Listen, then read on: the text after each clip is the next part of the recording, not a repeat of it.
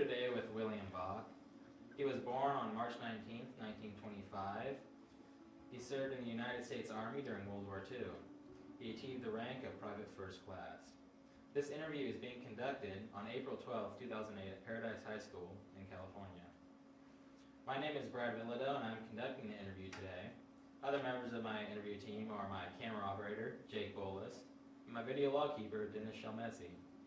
The interview is being conducted for the Veterans History Project for the Library of Congress. Let's get started. So, can you tell us what it was like before the war for you? Like, before you enlisted? I turned 18 in March, and I volunteered. I actually didn't enlist. I was what was known in those days as a voluntary draftee. I volunteered to go before they called me. And so I left in May. I turned 18 in March. I left high school in May without graduating and went directly into the U.S. Army. One other fellow in my class did the same thing. Two of us left before we graduated, and we were awarded wartime high school diplomas. So I do have a diploma that I graduated from high school, but it's called a wartime diploma across the top of it. Is that still equivalent to a normal diploma, or is there any difference? Equivalent's the same. Okay. In New York State, you had to take what they call the Regents test, and so by leaving school early from volunteering to enlist, and the Army grabbed you as soon as you, if anybody volunteered, they grab you as long as you passed the physicals. So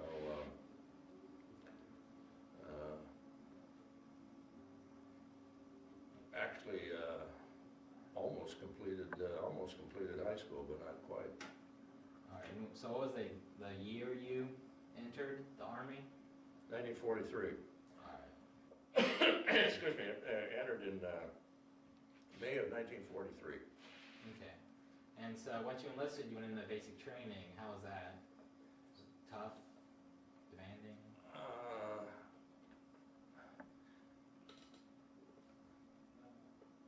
Well, you got to understand, there were busloads of fellows going into what was called an induction center. The induction center was in a nearby city, Buffalo, New York at the time, because I was from New York State. We went to Buffalo to Fort Niagara, and that was the induction center. And all of us greenhorns, not everybody, most of us were kids. 18 years old, some older. Once in a while there was an older fellow that had enlisted. But an experience I'll never forget was my first experience, because I was right off the farm. So I was kind of not only a farm kid, but I was a little bit green. Not at all sophisticated, but my first experience of the Army and what it was going to be something like was that first night. I remember that sergeant's name that had charge of this group of us in the barracks there. His name was Schwartz, Sergeant Schwartz, and I'll never forget his name because he seemed like a decent guy. But that night, I imagine it was probably 2 or 3 in the morning when we were all sleeping. He came into the, it wasn't exactly a barracks, but it was a large hall full of bunks, and we were all in there sleeping. And all of a sudden the lights went on, like in this room here. It was very bright. And this guy is yelling, piss call, everybody out of bed, piss call. So being as green as we were, we all jumped out of bed, believe it or not, and headed toward the latrine. And of course these guys, these Army sergeants are back there laughing their fool heads off at the rest of us in there responding to that call. So that's my first experience with the U.S. Army. From that point on, I never considered myself green anymore. I was prepared for whatever was going to happen to me from that point on. So that's just my first experience with being in the Army. From that point, yeah, Brad, I went to infantry basic training in Texas. Took the train across the country to Texas. 3 months infantry basic. Tough, that's all I can tell you. Yeah. So, Tough and hot. I had qualified for what was an ASTP program. That's called Advanced Student Training Program. And if you qualified for it, you went to, you took an advanced infantry training basic, and then supposedly you were to go on to officer school, or officers candidate school after taking your infantry basic. If you were in the ASTP program, that's called, that was the Advanced Training Student Program. And you had to pass a physical, and you had to pass the intelligence test in order to do that. So I entered that, but I transferred into the Army Air Corps. At that time, it was not the U.S. Air Force, it was the Army Air Corps. The Air Corps was a part of the U.S. Army. And it didn't become the U.S. Air Force, I think it was 1956 or 57, quite a number of years later after the war, when it became separate, the U.S. Air Force. And from there, so I went to Oklahoma, Oklahoma A&M in Stillwater, Oklahoma. Took my basic, or took a college training program there to become, you're either going to become a pilot, a bombardier, or a navigator. And, but you also had to, you also took flying there. You had 10 hours of flying. You had to fly, at the end of the 10th hour, you had to be able to take the plane off the ground and land it. Solo, without the trainer with you. okay. From there, we went to Texas, to San Antonio, Randolph Field in San Antonio, Texas, for our cadet training. Then we became an aviation cadet at that time. At that time, that being the beginning of 1944, they were, the powers that be were doing their determinations on D-Day for invading Europe. And they had more pilots than they needed. They had more Air Force personnel than they needed. They needed infantrymen. And any of us that had transferred from the U.S. Army infantry or artillery into the Air Force were sent back to what we were trained for initially. If you were in the artillery, you were sent back to an artillery unit. If you were in the infantry, you were sent back to an infantry unit. And that's what happened to me.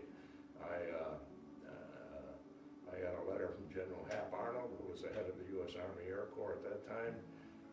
One of those Dear John letters, we're sorry, but we can't use you. You're going back to the infantry. So I went back to the infantry and ended up in the 8th Armored Division in Louisiana. Into the machine gun platoon. So I became, I was first I was the first gunner on a heavy machine gun, heavy 30 caliber machine gun. And that was on a half track throughout the war. That's on a half track, yeah. Are you all familiar with a half track? What it looks like? Yeah. I brought a picture when Brad fished it out of there. There it is right there. Pretty much similar to what we served on. They're a 1/4-inch steel plate.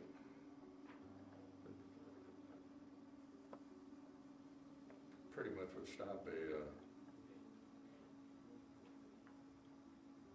We sat down in there. Actually, that's not covered on the top. It's open. Everybody's in the open. From the top, you're looking up at the sky. And if you have that. So about how many of those were there in your division or your company, so to say? The company was probably probably 120 men. The machine gun platoon was probably somewhere between 30, 35 men.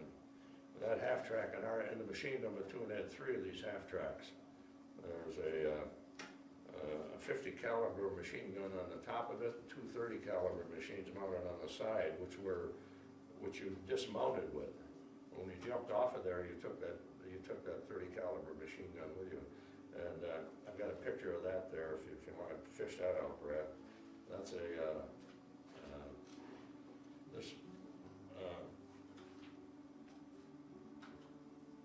it's this large one here. This picture is myself with the 30 caliber machine gun. It's this, of course, is taken after the war.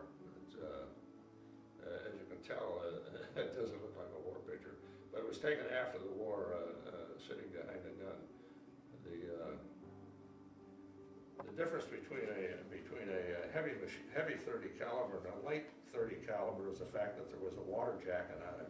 And in that picture, you can see there was a water jacket, which made the gun heavier and gave you a more sustainable fire, because it was quite easy to burn one of these guns up by firing it too rapidly. Too many shells going through that, because it would shoot 600 rounds a minute. And if you fired, you had to learn to shoot it in bursts of 6.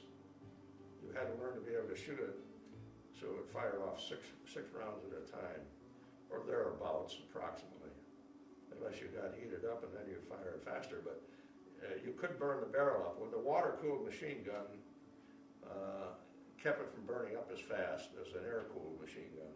That's why they call it a heavy machine gun, because it was actually heavier. One man carried the tripod. That was me. The first gunner carried the tripod. It weighed 35 pounds.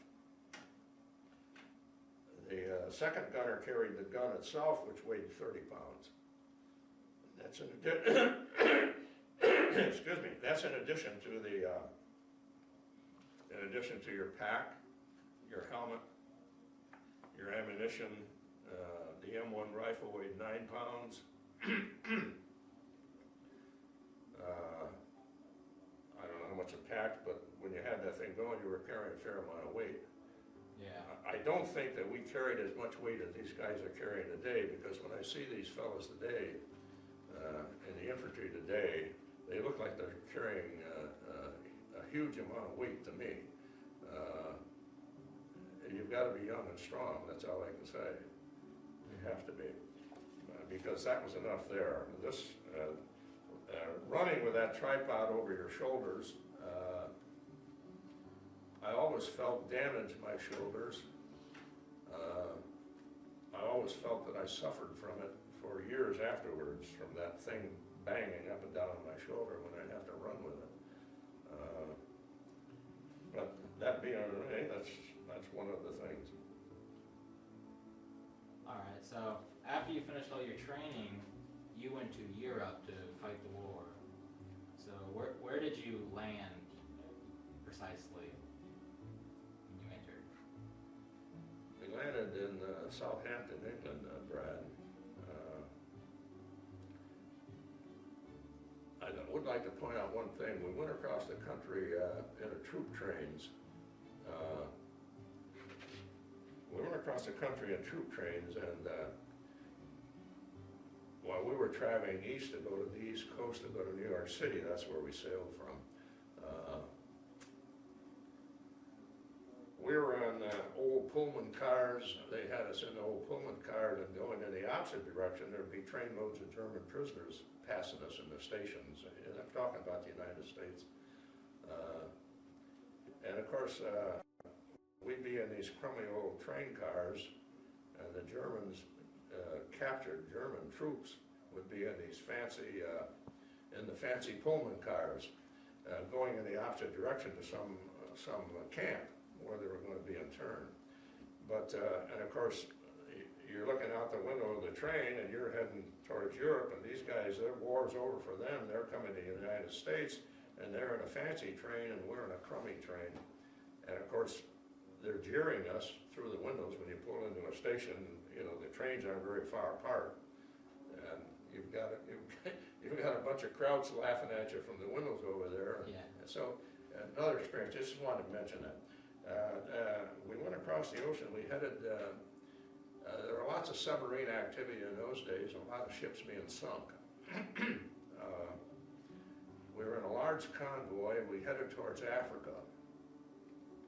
I only know this in hindsight, I didn't know at the time where we were, except we were out on the Atlantic Ocean somewhere, and it took us quite a while to get across the Atlantic because we headed towards Africa to try to fool, I suppose, to outwit the submarines that were sitting out there. But we managed to get to Southampton without incident because those troop ships were, the troop ship I was on was an English ship. We're packed into that thing like sardines. A room this size, I would hesitate to say how many of us would have been, we were slept in hammocks. We slept head to foot. In other words, if you looked to your right, there was a pair of feet to your right. If you looked to your left, there was a set of feet to your left, and you had probably about a foot and a half between each hammock. And those hammocks would be probably 6 high. So in a room this size, you can imagine how many men you'd crowd in here sleeping. It got pretty stuffy, but I'd hesitate to say how many of us would be in this room. So I kind of laugh today when they talk about prisoners in our prison, how crowded our prisons are. They don't know what crowded is until they've been on a troop ship or something of that nature. At any rate, you asked me, we landed in Southampton and in a camp outside of London, and all of our equipment at those days, when equipment is shipped overseas, the guns, all your guns, the machine guns, all your metal equipment was greased with what was called cosmoline. It's a real heavy, vicious grease, and you had to. We put this on the guns to pack them away, and so they'd be protected from the sea salt as they were shipped overseas. And then when you got over there, you had all this cosmoline had to be removed from all this equipment. Any equipment that was metal, even the large equipment, was covered with cosmoline. And the only way you got it off was with boiling water and a soap like Fell's Naphtha soap, and a real harsh soap that we got it off. So in that training, prior to entering France, why all that grease had to be taken off your equipment, and that's what we spent. The lion's share of our time there was getting the equipment ready to move on to France, because this was after D-Day when I went there. And D-Day was in June, as you know, and I didn't go. And I went to England in October and left England the end of December of 1944. So, once you arrived there, what countries did you move into? Or, do you recall most of them? Excuse me. Being in an armored division, the idea is to move around, you move fast. We covered a lot of ground. We moved across France all the way to southeastern France, or or I should say east central France, right after the Battle of the Bulge. We went. They sent us down there because they expected a German attack. I forget that river that's down there, the other side of the Metz in France. But anyway, they sent us down there because they were afraid of another German attack down there. It never materialized, so we reverted. We went into reverse and we moved past Belgium. We went past the Battle of the Bulge sector to Holland.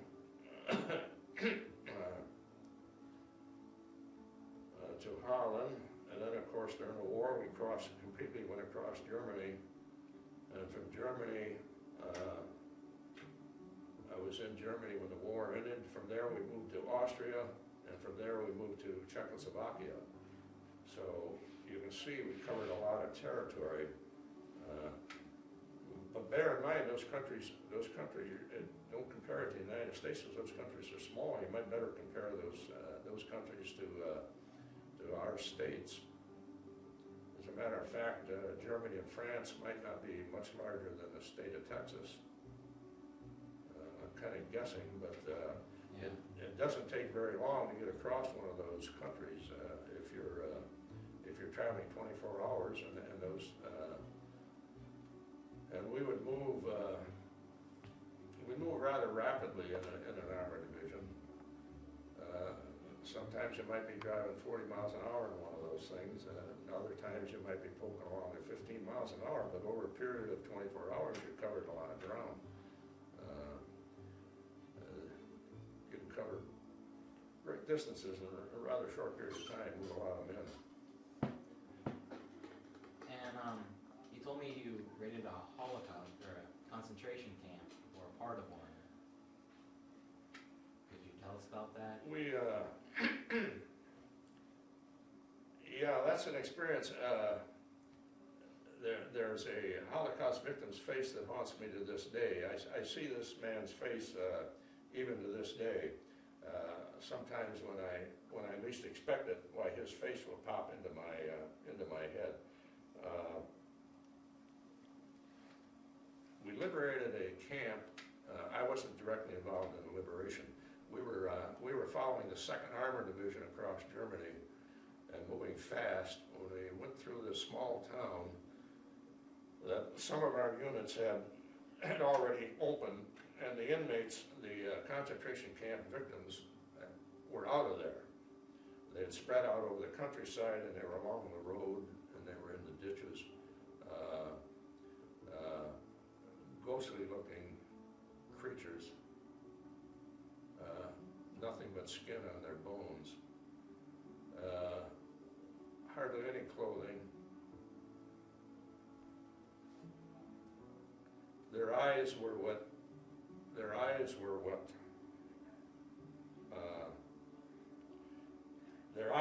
struck you, because I can see this man's eyes looking at me today, because he was down in the ditch. And as I mentioned earlier, that the Germans used horses to haul some of their equipment. They were a highly mechanized army, but they also used horses. And these horses have been killed by artillery or gunfire, and they would have been shoved off the side of the road into the ditches. And these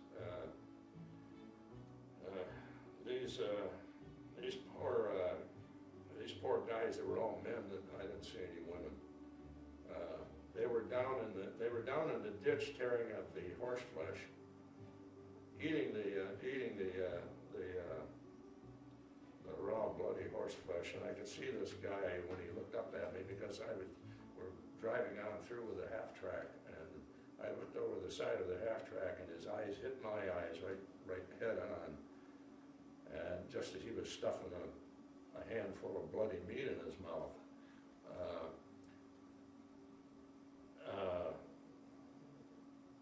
I'll carry it to my grave. I'll carry that man's eyes to my grave. In his face, I can see him today, just as I can look at you. So,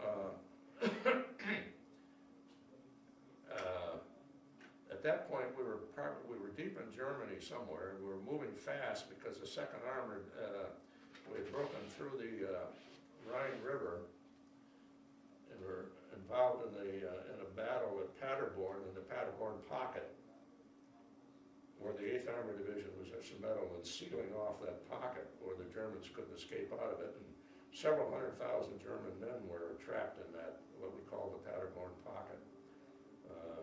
After that, it was an open race across Germany to the Elbe River, where Eisenhower stopped the American troops at the Elbe River, and he let the Russians take Berlin, which was perfectly all right with me. because that's where we were headed. We were headed from the Elbe River to Berlin when Eisenhower called a halt, held us at the Elbe River, and the Russians ended up taking Berlin. And you also told me in many interview that when you lost your hearing, or what you think caused your hearing loss with the artillery shells with the British. Oh, that's back on the Ruhr River. We were at the Ruhr River, waiting for a crossing across the Ruhr. We were dug in. We were my machine gun was the last machine gun in the American lines. The American lines extended from where I was all the way down into southern France across, and I was at that time in the Ruhr River. We were in Holland. We were up in the Netherlands, and then the British took over. The British took over from the Americans and went on up to the North Sea. The British and Canadian troops. But so I realized that that gun emplacement that we were was right alongside British artillery. They were over in the thick woods. The British artillery was in the thick woods, probably maybe 300 yards from where I was dug in with my machine gun.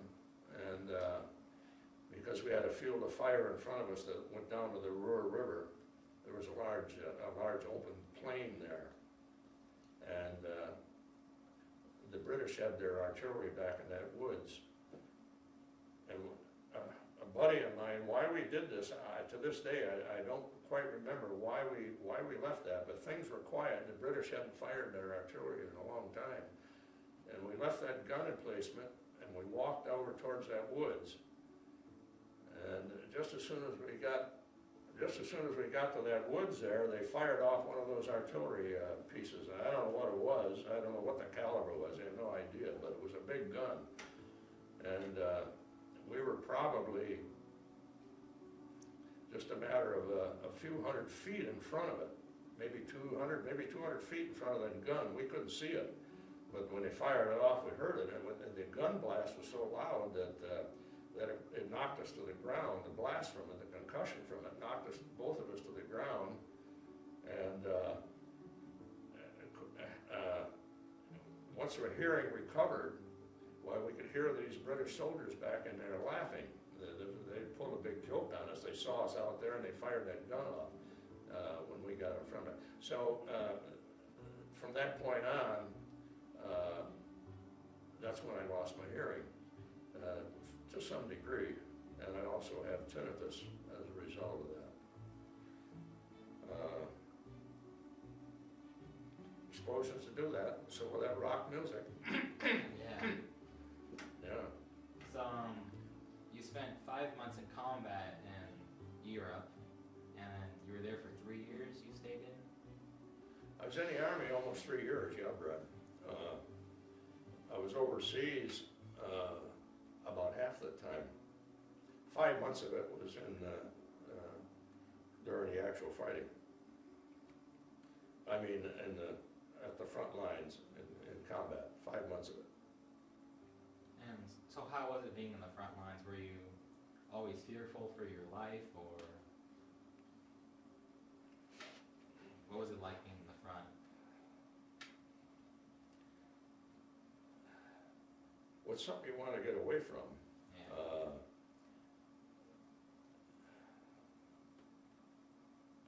I don't know. As a kid, you did what you had to do. You did what you had to do. You were trained to do that. Sure, there was fear when you were actually under fire.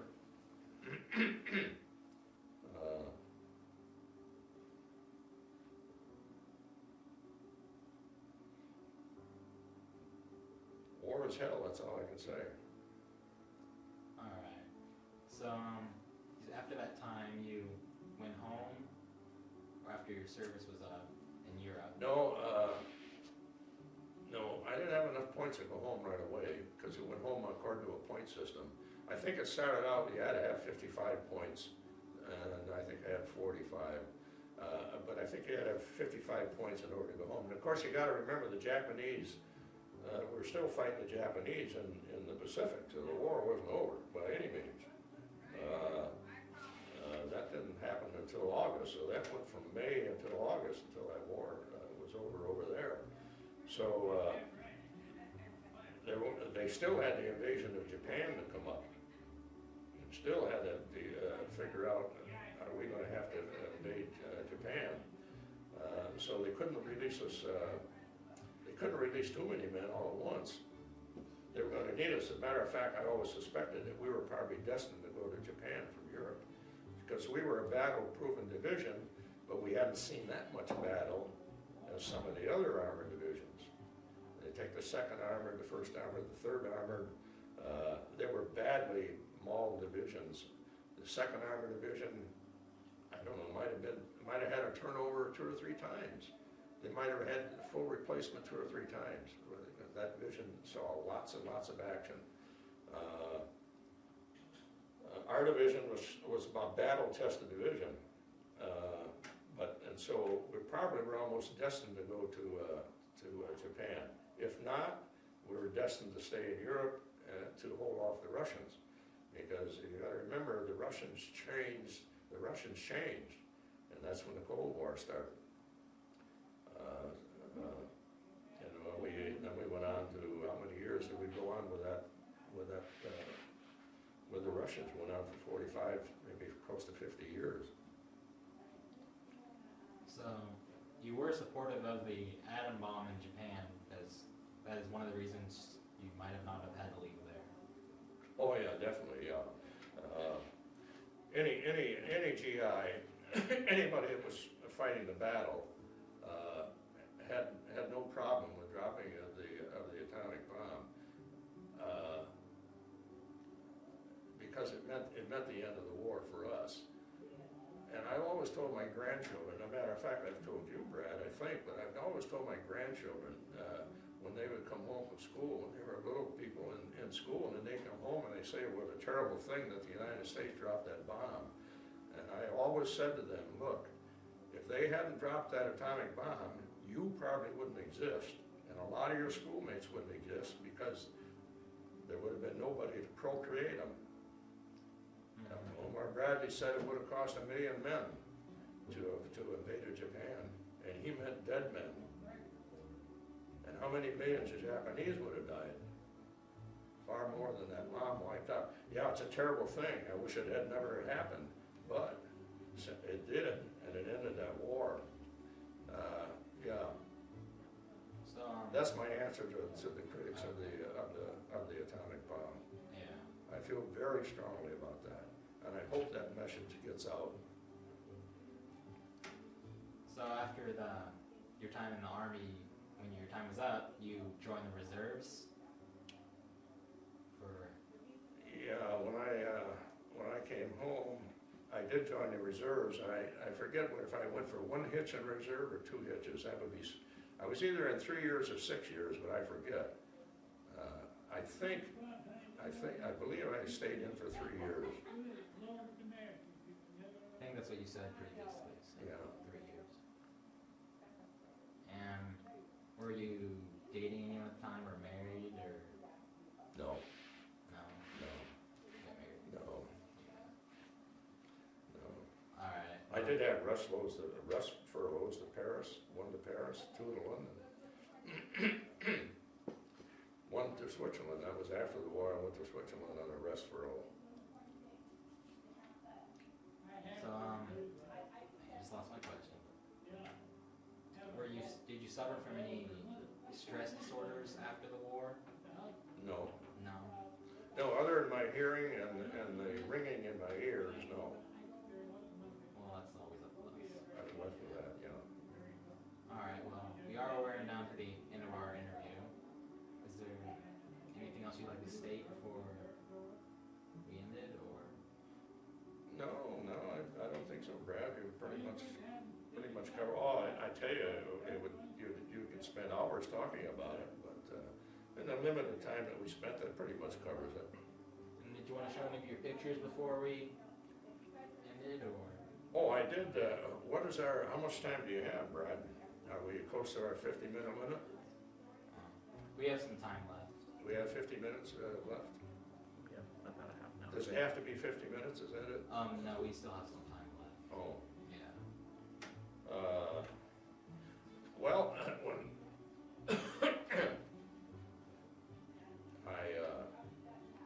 I did have the opportunity to connect with the Russians in the Army of Occupation when we were in Czechoslovakia. We had an outpost. We were on an outpost, and a mile down the road, the Russians had an outpost. There was a line of demarcation.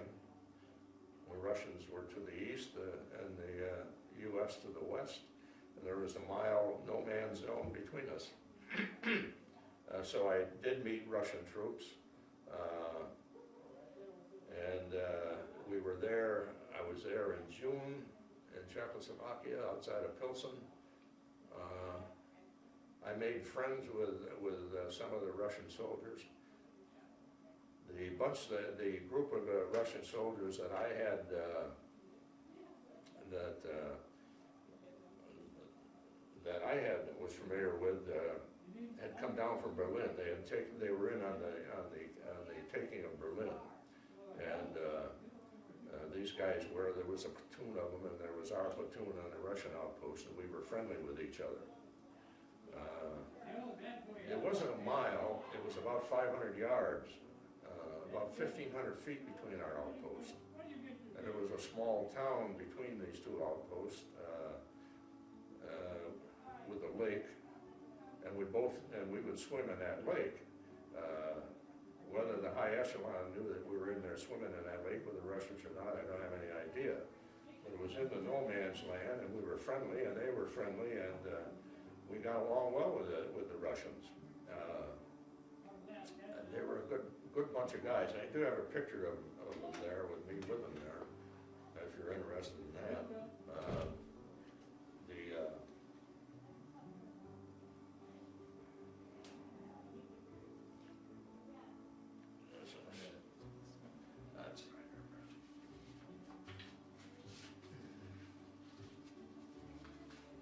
Not a small picture, you won't be able to get a picture, but the guy with his arm around me, this is me here, there's a Russian sergeant. He was in charge of that platoon, that Russian sergeant. And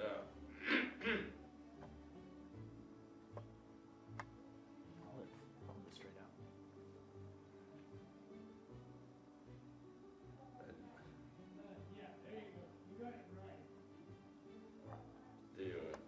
do you think you got that? That's pretty small, but you might be interested in looking at it. No, I got it. At any rate, that first bunch were a very friendly bunch, and we were friendly with each other. We had no problems. That group was replaced, and a new group came in of Russian soldiers. That's, for me, is when the Cold War started, and probably was when they called it the Iron Curtain. When the Iron Curtain fell is when Russia changed its relationship with us. And this new bunch that came in there were very unfriendly towards us. Very unfriendly towards our friendliness that we had. If we were over there swimming in that lake, they'd throw hand grenades in on their shore of the lake. They'd throw hand grenades in the water while we were in the water, which is not any fun if you know how sound carries underwater. They were some distance away where they threw the hand grenades in, but nonetheless the concussion would come clear across that lake. They captured one or two of our guys from the platoon and held them for quite some time. It took a diplomatic solution to get a couple of our guys released that were on the outpost. And they'd fire their mortars. They'd take mortar practice, and their mortar shells would land in a field that was adjacent to where our outpost was. So it was just that was the beginning. When they talk about the Iron Curtain falling, and when they talk about the Cold War starting, to me, that's when it started. There was a definite change in the relationship between the Russians and the Americans, even on that small level where we were, which was two platoons of men. platoon of Russians and a platoon of Americans. So what was it like with the language barriers? Did you understand them at all? Yeah, no, we don't, no, you can understand. You'd be surprised how you can get along when you have to. Same way with the Germans, you learn a few key words, same way with the Russians. We got by very well. Yeah. You also, before your flag is in the Holocaust Museum in Washington, D.C. Well, the Holocaust Museum flies the flags of any American divisions that aided in their release and their capture. Yeah. So the 8th Armored Division does fly their flag. So, did you personally enjoy going home after the war? Like, you just ready to be done with it, kind of thing? Oh, no, I didn't like the Army. No, I had no love for the Army at all. I didn't like it. I was there because I had to be. No, I was really very anxious to get home. Of course, from there I went to college under the GI Bill. Okay. And did the GI Bill pay for most of that, or all of it? Yes. And I forget. It seemed to me the amount was around $70 a month. Doesn't sound like much money today. I hardly fill up a tank of gas, but but it was enough.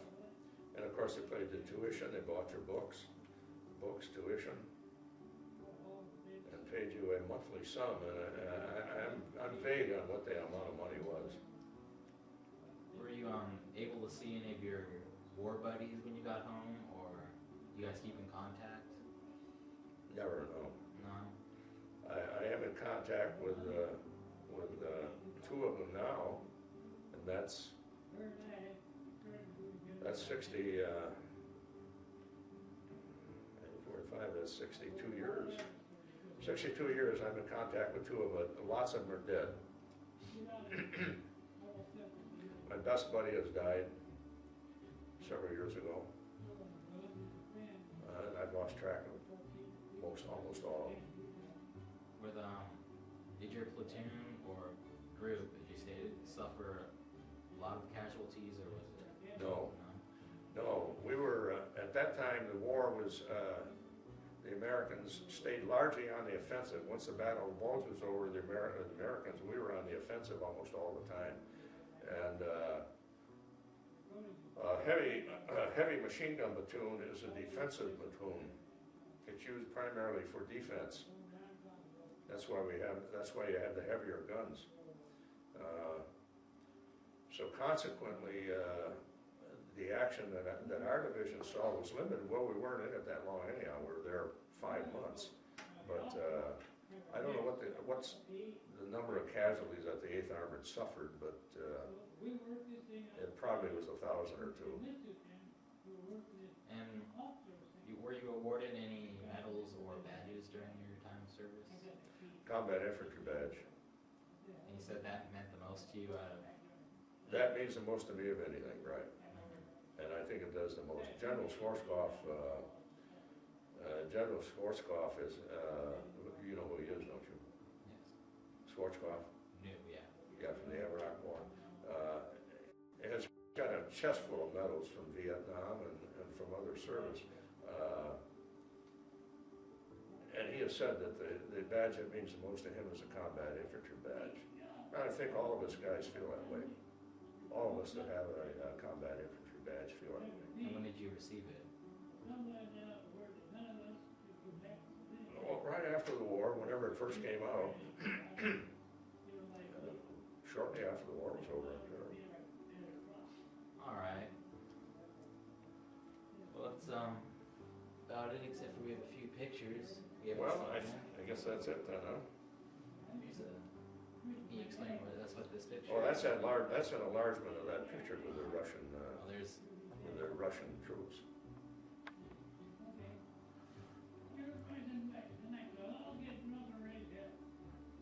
Did you get that, Jim? Stop moving it. There we go. They also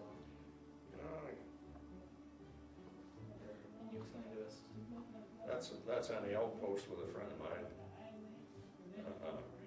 With one of the, he was a half-track driver. Staten Island, New York. John Bertolino was his name. And we're on the outpost there that's after the war, of course. Now, how's our time going? I'm Jake. We have about 17 minutes till the end of the tape, but if you don't want to keep going, that's fine. Alright, so anything else to say, or? You got it all, have you? I think we do. Alright, well, thank you for spending your time here, and then thanks again for your service to our country. Well, okay, Brad, you're welcome. Thank you. Your two buddies there. I hope I didn't bore you. Oh no, thank you.